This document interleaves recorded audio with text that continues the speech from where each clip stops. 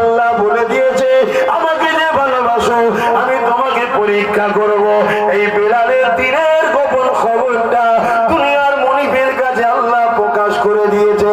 একদিন মনিব বেলালকে জিজ্ঞাসা করতে লেগেছে, এ বেলাল, শুনলাম নাকি তুমি মুহাম্মদকে নবী বলে আল্লাহকে আল্লাহ বলে ইমানে কলেমা পড়ে নিয়েছো। হযরতে বেলাল চিন্তা করতে লেগেছে, এই বেঈমান নিষ্ঠুরকে যদি আমি সত্য কথা বলি এ আমাকে জানে মেরে দেবে, আর মিথ্যা কথা যদি বলি আমি তাহলে কেমন আল্লাহকে ভালোবাসলাম যে আল্লাহ মিথ্যাকে পছন্দ করে না, আর আমি আল্লাহকে কষ্ট দেবো মিথ্যা বলে, এটা কখনো হতে পারে না।